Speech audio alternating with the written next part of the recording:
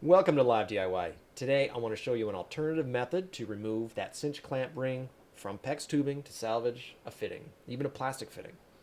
Now, this video is in response to some of the great suggestions I got on my original video where I used the tools I had on hand, which were 2 pliers and a razor blade.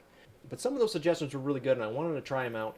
The first one I liked a lot was using bolt cutters to simply cut that clamp ring off. Assuming you have on hand a pair of bolt cutters and you have the room to wield it around, it works great. The second one is using heat of any kind to just heat up the PEX, soften it, and pull that fitting right off. Now for heat, I'm going to choose a lighter because that seems like the most common thing that people are going to have in their toolbox or in their pocket. And I'm just going to see how this works. I'm just going to use a little heat right here. And I don't know if it's hot or not, so I'm just going to pry it off.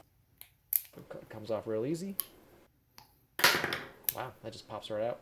So that's definitely the way to go. This method works great if, assuming you have room to wield bolt cutters and you're in a place that you can have an open flame. Hey, cat.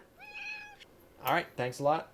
If you guys have any other suggestions, put them in the comments and I'll try them out.